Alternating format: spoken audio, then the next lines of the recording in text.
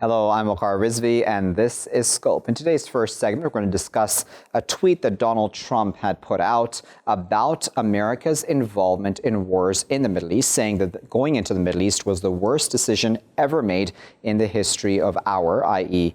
America. Our country, I should say, pardon me. He said, we went to war under a false and now disproven premise, that of weapons of mass destruction when it came to Iraq specifically. But nevertheless, if we talk about Trump's own track record, certainly it is disturbing when it comes to the Middle East and around the world. Involvement in Libya continues, involvement in Somalia continues, covert involvement in those places. And then we can talk about other places as well, and continuing arms production as well, arms manufacturing, arms sales to many countries around the world. And then on top of all of this, though, we get the image from a recent poll that 58% of likely U.S. voters actually agree with Trump's tweet that America actually going into the Middle East was the worst decision ever for that country. Now, that's interesting, obviously, and important because obviously we have the elections coming up in 2020 as well, and that will nevertheless play a huge role in how voters likely do vote for whoever is up for candidacy, especially those who stand against Donald Trump. Will Trump actually leave the Middle East when he just, takes out 50 soldiers from Syria instead of the whole 1,000? Does that really mean that he's walking away from Syria and or the Middle East at all? Let's discuss all of that a bit further. We're joined up by Maryam Sarhan, who is a researcher of international studies and diplomacy at the University of London SOAS. She's joining us now from Washington, D.C. Joining us from London is Guy Burton, who is a visiting fellow at the Middle East Center at the London School of Economics. And we're also joined by Matteo Capasso, who is a research associate at the European University Institute in Florence and is also associate editor of Middle East Critique. Matteo, Guy, and Maryam, thank you to all three of you for your time today. Maryam, I'd like to start with you. What do you make of Trump's tweet and the fact that U.S. voters actually support the idea that America should not be involved in all these places in the Middle East? Well, first, I think this is symbolic of many of what Trump has done in the past. Speaking certain rhetoric and then not following through, or his policy not reflecting what he's preaching. So it comes to no surprise to me that that's something that he's been saying. I think he says it because he knows that a lot of people want to believe that he's an anti-war president, but unfortunately his track record doesn't reflect that. So then, Matteo, what are your thoughts on that? Because Trump, from day one, in fact, even as candidate, has said America is involved in too many places overseas and that American intervention is simply not required in all of the above, and that America needs to put itself first. Can we believe him on that? I think that, I want to start by saying that, Trump is not the problem. It's just a symptom of a structural issues that, that is basically American politics. So, believing in Trump is like believing that capitalism is democratic or America is going to Libya or Syria for democratic reasons. So basically what I think is that war is actually has been for the past years is one of the main mechanisms is that the US has used to accumulate and to extract capital from most of the global south.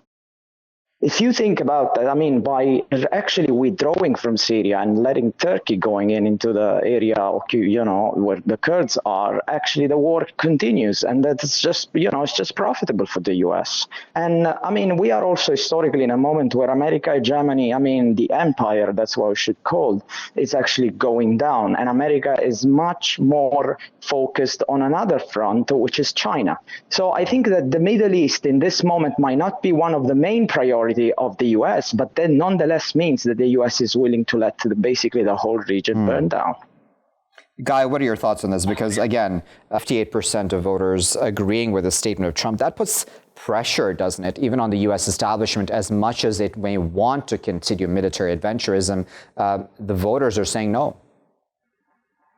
Yes, American voters have very much sort of expressed an interest in wanting to, withdraw from sort of American adventurism over the last, decade or so. That we've seen quite a number of them from Iraq back in 2003 and Afghanistan as well after 2001, and American troops are still present. But I would probably sort of share some of the comments that your previous speaker said, that this is actually sort of a broader issue. Yes, we see sort of Trump talking about trying to reduce the number of troops or withdraw number of troops in Syria, but this is a very, very small number. There's still still around 2,000 troops present there. Yeah. And also, it's not clear to what end, the American goal is in Syria. I mean, if it's simply a narrow interpretation of, being present in Syria to eliminate the ISIS threat, which is why the Americans supposedly went in at around 2014, that to an extent has been contained. But if the Americans are there to actually make a difference to the post-war situation in Syria, it's very unclear what 2,000 or even 3,000 American troops are going to do. Broader American strategy in Syria, and I would actually probably say for the wider Middle East, is pretty unclear. And that sort of links into another thing, which is actually the current state of the Middle East is particularly fraught and problematic. It's an environment in which you have a lot of instability, conflicts happening both within certain countries as well as between the two key players, Saudi Arabia and Iran. And so for that reason, it's very difficult to see what any kind of outside power can do to make a difference there. Okay. So then, Maryam, the picture that I is that this is not just down to Donald Trump, is it? It's not really his decision to make. It's what the establishment wants. And as we know, Maryam, very well, for the past decade at the very least, it has been just militarism and just increasing militarism. So be it arms sales, be it just military adventures in many places around the world, but especially the Middle East and North Africa. Can this really stop if a president makes a decision for it to stop? I think that decades of involvement globally is a part of the U.S.'s track record. And with a president like President Trump making these statements, he may very well believe that that's the future that he would like to see. But with a year left in his presidency and the elections up in the air, I'm not sure what the future will hold. But, he's not the first president that's made these kind of promises or used this kind of rhetoric and then not followed through.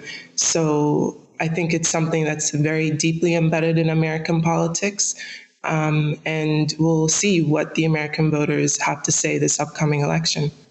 Indeed. And, Maryam, if the Iraq war is anything to go by, I mean, when that was sold to all of us really around the world, and especially Americans who still, of course, did, in the lead up to it, did protest against George W. Bush going into that country along with the U.S. military. Do you think that we're going to be able to see a repeat of that, for example, in a place like Iran or otherwise? Do you think that American voters are still very susceptible to being convinced, even if the evidence sometimes is not there? I'm hopeful that this past involvement in Iraq will be a lesson that people are able to reflect on quickly and use their judgment to think about that when our involvement abroad comes into the spotlight. So it's a guessing game. There's not always certainty with this. Matteo, what are your thoughts on that last point that I put to Maryam as well? Because one wonder that at a time when Donald Trump, for example, speaks in very harsh terms about Iran, and obviously we can discuss at length about Iran's activities, but just on the point of war with Iran, for example, whether it's possible or not, etc., do you think that that the U.S. would still consider that just for the fact that, again, it's just continuing war and it's profitable for it? Yeah, I absolutely believe that American has built a foreign policy, and the problem is not, to be honest with you, the problem is not necessarily American foreign policy. The fact is that American foreign policy is predicated on a political and economic system, which we know as neoliberal capitalism, that requires the expansion of capital abroad. And war is one of the primary means. Militarism, this was something that Rosa Luxemburg was already saying in 1918, that war and militarism are one of the first means to actually, accumulate capital by dispossession and destruction. So, I mean, as much as the American public might be aware, and also, I mean, even the European public, and most importantly, the people from the global south, they know exactly that, how harmful war is. But war is a means of accumulation. You can depopulate countries, you can destroy them, then start rebuilding them. And we've seen this happening in Iraq. We're seeing this happening in Libya. And there is a global war on, basically brought about by capitalism, and the expansion is taking place all over the world. I mean, the wars that you look at the region, the entire region is under war. Yemen, Libya, Syria. Indeed. You name them. Guy, I'll give you the final word. We have a minute left. Donald Trump makes the point a few times, and he's made it this point a few times in the past, I should say, that it's not America's job to fight wars and to police the Middle East or really just the entire world. And that's something that obviously has been mentioned many times by many people in the past as well, that why is America seen as the world's policeman? Is that role dying out, do you think?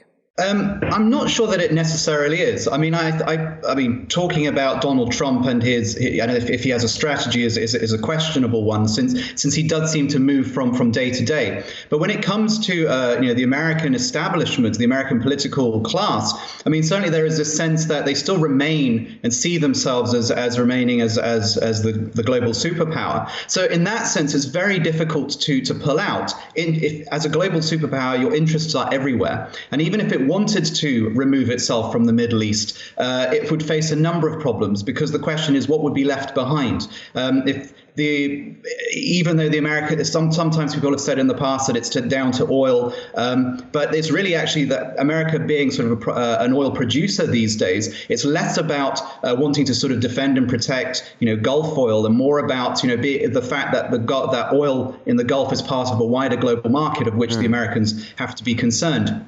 And also, if the Americans pull out, there is the question of who else is going to replace them. Certainly, we're seeing, at least in the immediate aftermath of the withdrawal of American troops, we're seeing the Russians becoming a much more prominent player, and seeing if they can sort of take advantage of the situation and to mediate between the Turks and Damascus as well as the Kurds.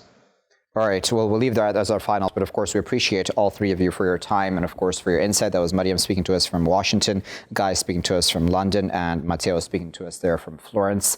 All three of our guests, our viewers, spoke about obviously the logic that exists in Trump's statement saying that America should not be involved in all these wars overseas, but will the establishment allow for that to change? This is a policy which is embedded really within U.S. culture and society and within the economy, really. The economy in many ways would collapse in certain regards if there wasn't continuous war or the next war to be planning for and the technology needed for that, etc. But at the same time, 58% of U.S. voters do not want these continuous wars, do not want continuous involvement, especially in the Middle East region.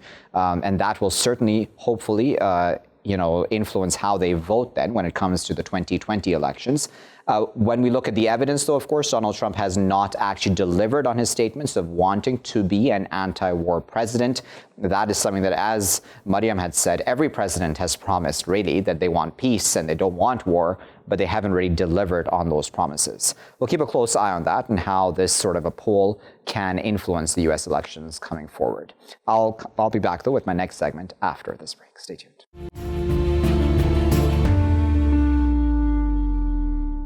Welcome back, viewers. You're still with me, Waqar Rizvi, here in Scope. In this segment, we're going to discuss tax havens. And we're going to hone in on the European Union specifically for this segment, though certainly we can talk about tax havens around the world. EU finance ministers have recently removed Mauritius and Switzerland from the EU list of tax havens. And Oxfam and others have, of course, reacted to this, critical of those respective countries, i.e. Mauritius and Switzerland. And as I said, we can list others also, and about the fact that they do still very much offer sweet treats, essentially, if I may paraphrase in that way, to many companies and corporations around the world to place their headquarters there, to place some, at least, of their operations there because of the lower taxes or because of the loopholes that exist, respectively, again, in those countries. Now, why is a tax haven a bad thing? That obviously we will discuss in this segment as well. But certainly, I mean, some of the basics are quite obvious. If one is dodging taxes in any country, then obviously that means you're not then giving back to the society in which you are operating, be it vis-a-vis schools, hospitals, or basic such services, which in every country taxes do go towards providing for their peoples. And of course, the list goes on. So let's talk about that with our panelists. We're now joined by Chiara Putaturo, who is the Inequality and Tax Policy Advisor at the Oxfam EU office. She's joining us now from Brussels. Joining us from Amsterdam is Steve Khin, who is an honorary professor at UCL, crowdfunded professor of economics on Patreon as well. He's an economic expert. Steve and Chiara, thank you both for your time today. Chiara, I'd like to start with you. And I want to start with the basics if we can, please, Chiara. Because for many of us around the world, when we hear the term tax haven, obviously it has a negative connotation. But why is this a bad thing for anybody if there are tax havens? So Oxfam cares a lot about the problem of tax haven because we estimate that developing countries, for instance, lose $100 billion because of corporate tax avoidance. And researchers also said 40% of profits of companies are shifted to tax haven. And as you said, this profit, these taxes that countries lose can be used to finance health and education systems that profit the poor and the women in particular. So this is a problem. And we welcome the creation of the list of tax haven by the European Commission. It is for sure better than the OECD tax haven list that at the moment includes just one country. But we highlighted different weaknesses of this list. Indeed. Steve, we're talking then again about tax havens and the fact that there are countries around the world that provide very sweet deals to corporations to place their headquarters or many of their operations in their respective countries. One would then wonder from the countries that are doing so, they would argue that what's the big deal? So we're offering better loopholes and better tax deals to be it any corporation around the world. Why is that a bad thing? Well, what it ends up doing is that countries need to tax out of existence some of the money they've created by government spending. And otherwise you'd runaway inflation in countries that are, with substantial OECD nations and the third world for that matter as well. So taxation has to take money out of circulation. And if the rich are evading it and if corporations are evading it, that burden falls on the middle class and the working class who, of course, can't arrange their affairs to minimize their taxation the same way. So what you get is an increasing tax burden on the middle and lower income groups in society, and that leads to people wanting to have taxes reduced, which leads to the whole spiral of reducing government services and so on. It ends up creating what John Galbraith put brilliantly once, a combination of private affluence and public squalor. All right, so Chiara, one of the things that has been argued when it comes to taxes in general, and I'm going to use the U.S. as just an example here, although I know we're talking mainly about Europe, but in the U.S., Donald Trump and others would argue, listen, if you lower taxes, in fact, on the rich, then there will be a trickle-down effect where they will then be more willing to hire people lower down the ladder. Does that make sense to you?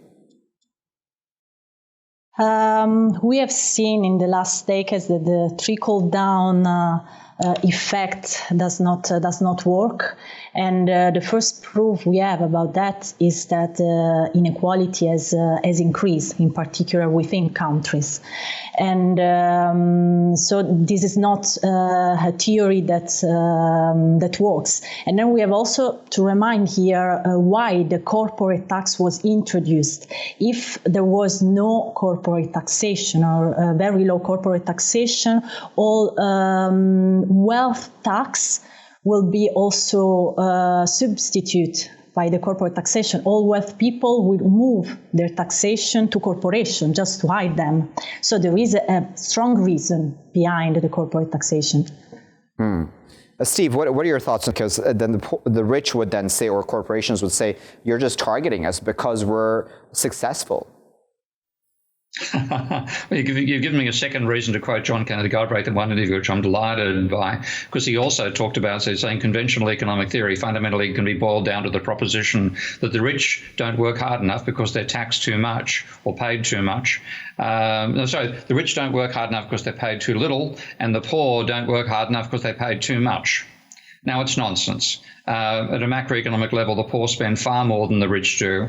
If you give $1 to a rich person, it's going to circulate in the financial sector far more than the real economy, and far less of it will be spent less frequently than giving it to the poor. So that whole trickle-down approach doesn't work. In effect, if you want to actually generate economic activity, trickling up works a lot better. Give it to the poor, they'll spend a lot more, and the rich will find part of that turning up in their profits. The arguments are basically smokescreens.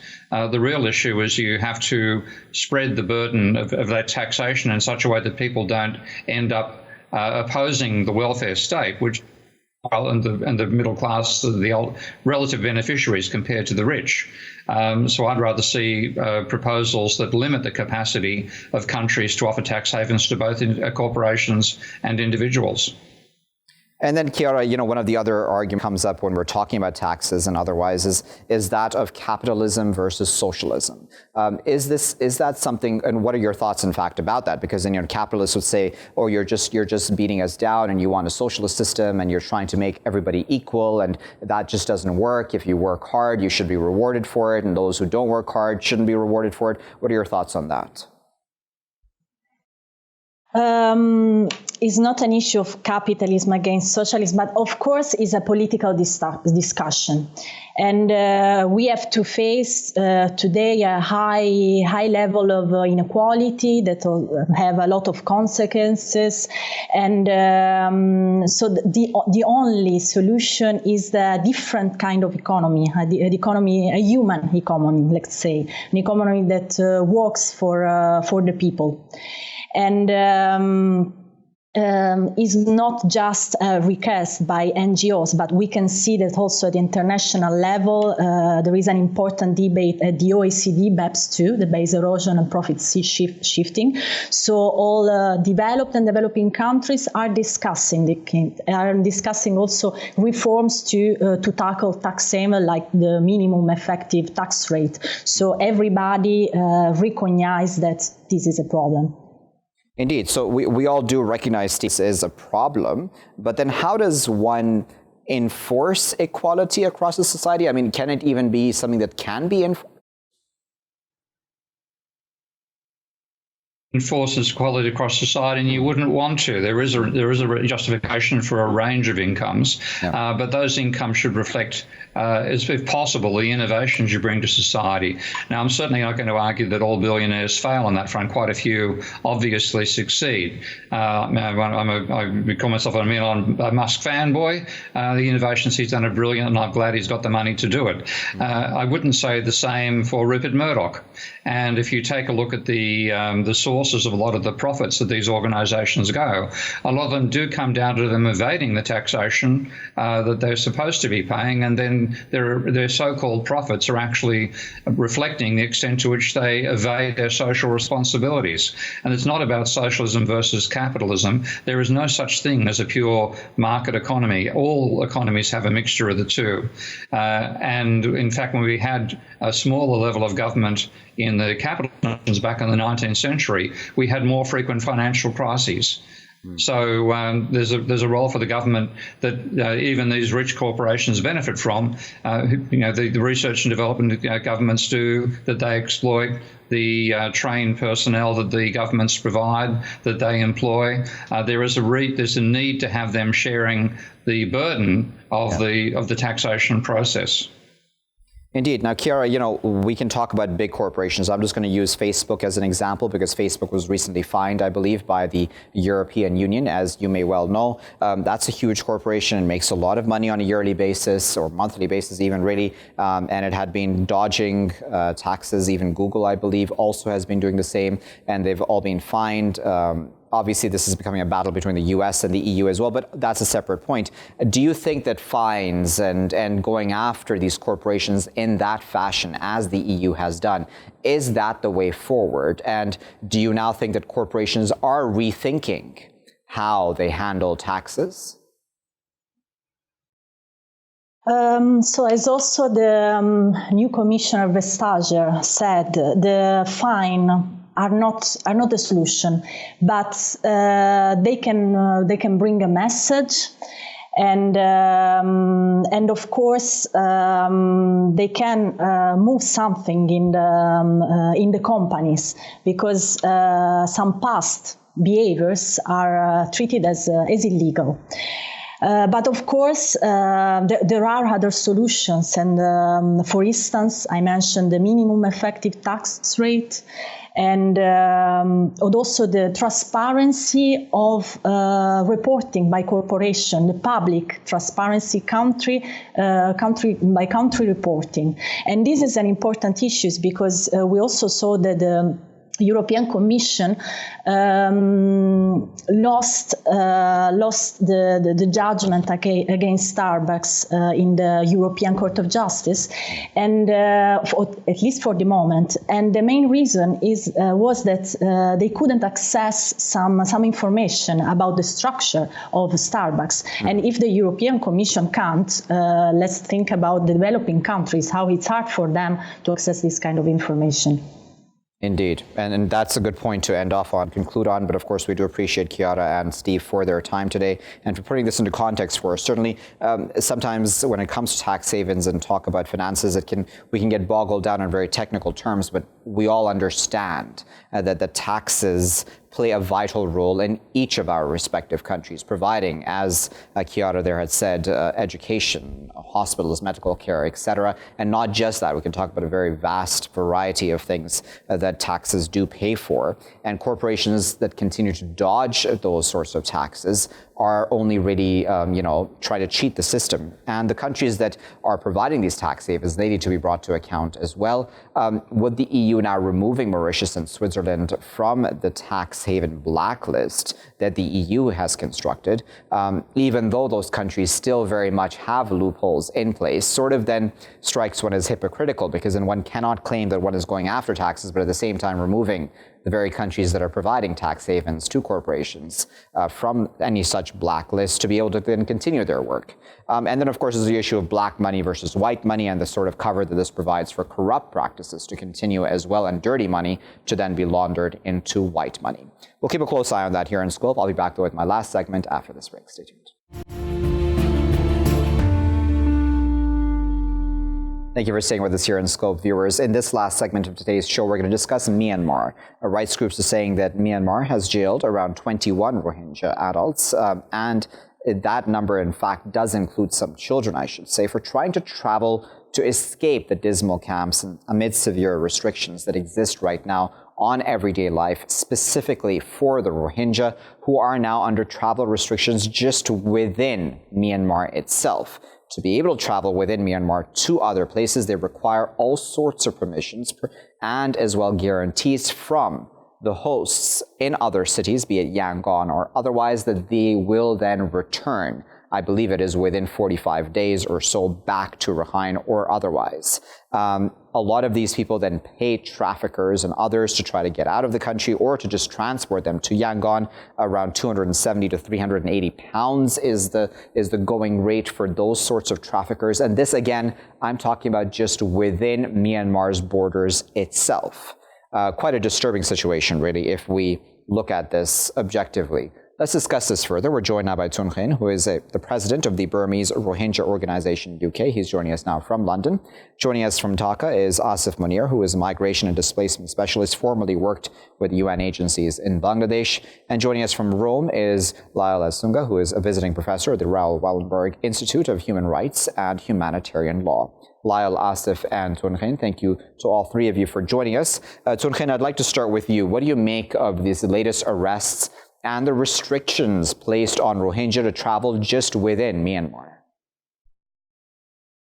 Well, this is going on for many years. Actually, this is the first time media picked up what's happening to the Rohingyas. Many Rohingyas, when they are facing unbearable situation in their native land, so they're trying to get out of their Rakhine state where genocide is ongoing, So this is totally, unacceptable. And Rohingyas, we are recognized ethnic and citizen of Burma. They're taking away our rights now. This is one plan of systematically to wipe out the community. This is one of the weakening points the way Burmese military been doing and government doing for many years. So this is how the condition is. The condition of Rohingya, you can see where genocide is ongoing these days until for more than 4 decades until today. This is what the situation we are facing. This is how international community have to see now what Rohingyas, even they cannot travel from one town to another town, where they want to keep Rohingya in an open prison. Whenever they become unbearable situation, they try to flee from that camp. So that's the way of the situation people are facing for a long time. Now people are trying to leave. So this is the condition. Asif, it's, as I said in the introduction, this is really disturbing because, it's one thing to say that a person has freedom of movement beyond one's country's borders, but it's quite another when your movement is restricted within your own country, isn't it? Yes, of course. And as Tung King said, that, this has been going on for some time, but it seems that it's increasing day by day. In Myanmar, at the moment, there's a smaller number of Rohingya left because of the persecution. A lot of them had moved to Bangladesh or wherever they could escape. But because of the recent times, in recent times, there have been discussions that UN, there have been sort of critical positions by different countries about Myanmar, and it seems that they are taking it out on the Rohingya refugees who are still there. They have been persecuted, they have been sort of restricted to their mobility and different rights, and no wonder that they want to escape from that.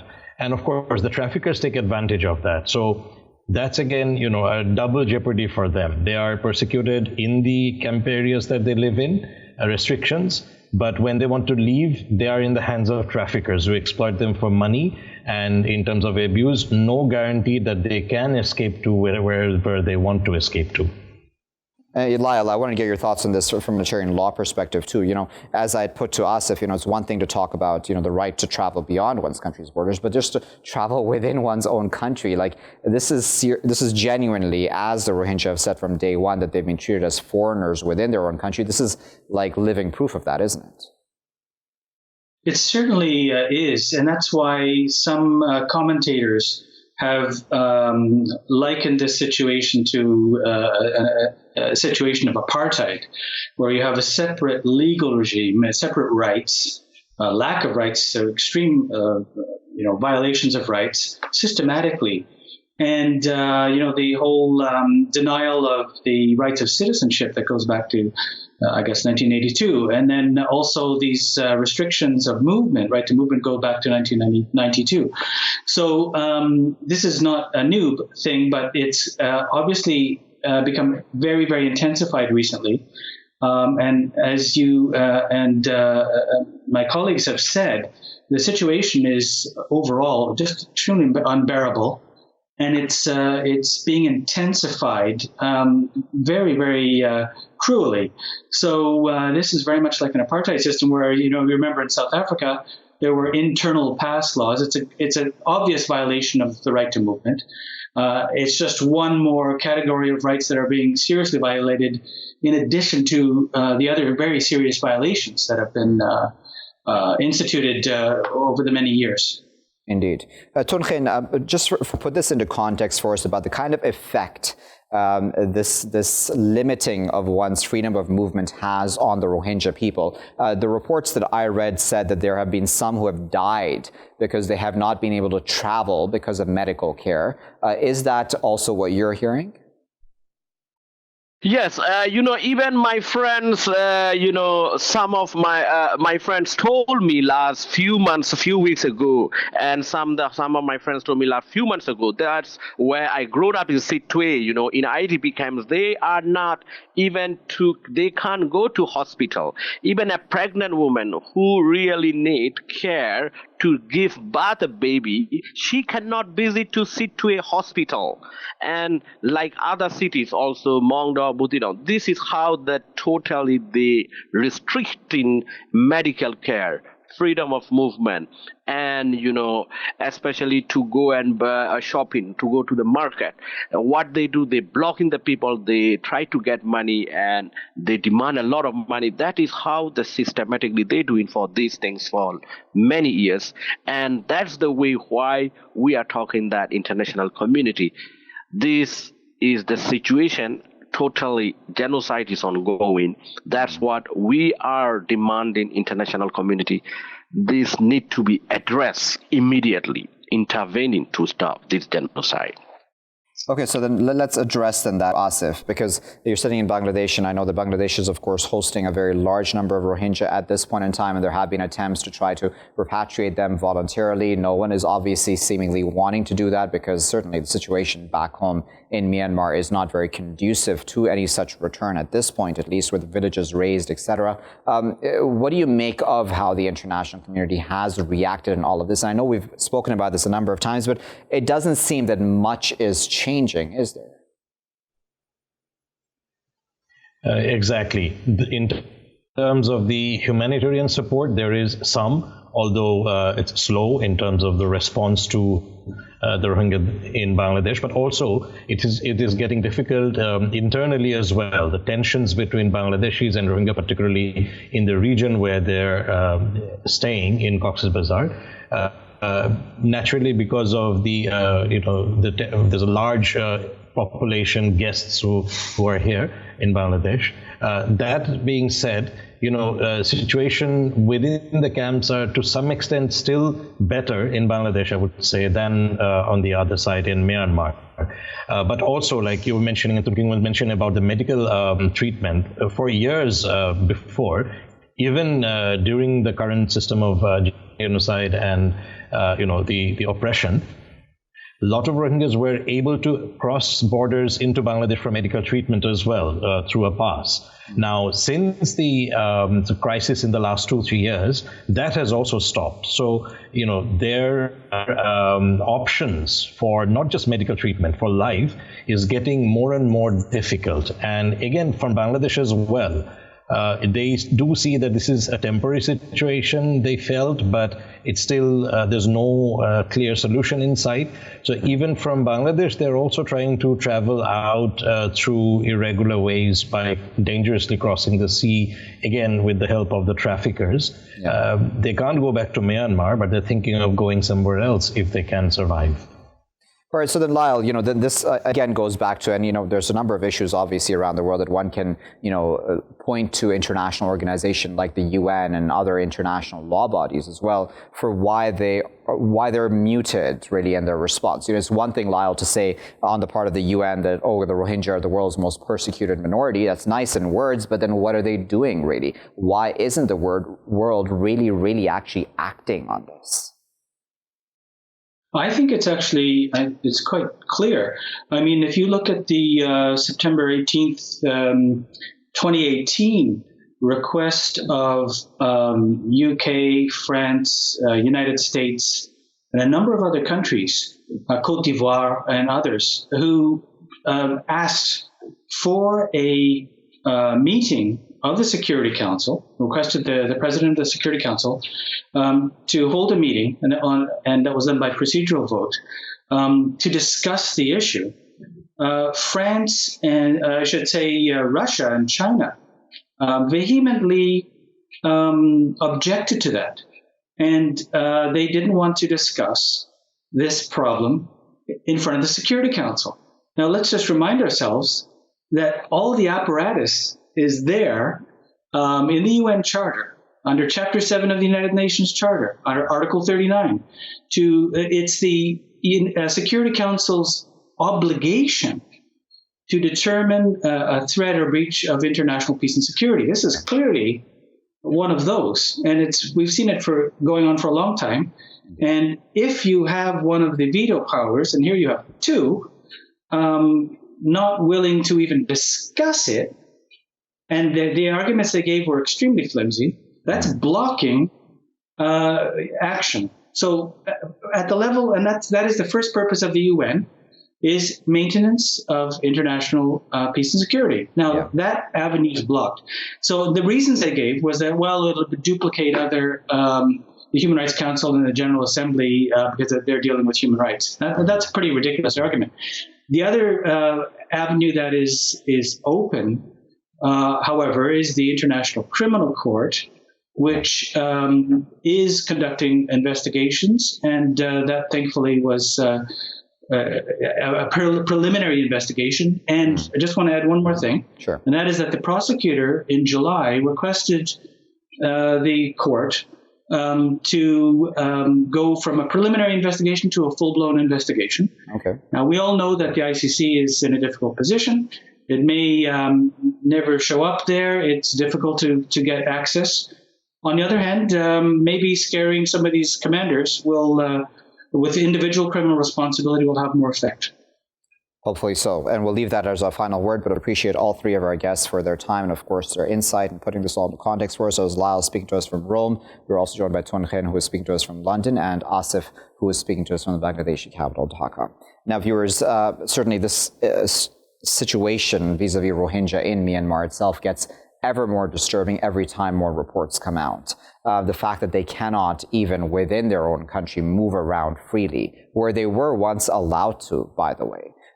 We talk about the right to free travel and, free movement, around the world and beyond one's country's borders. But then this is just free movement within one's country's borders as well for things, basic things like medical care, etc. As Khin was describing, even pregnant women are not being allowed to go to hospitals to be able to deliver babies safely. Some of them dying, in fact, in the process then because they are not receiving proper medical care. Others also die because they're not receiving proper medical care. In this case, a 5-year-old was also arrested because the child, as well as the adults that he was traveling with, were trying to travel to the capital, Yangon, seemingly to possibly then travel beyond the border to look for safety from a situation of persecution. And that certainly is also a human right, isn't it, to look for safety from the persecution that you are suffering at home.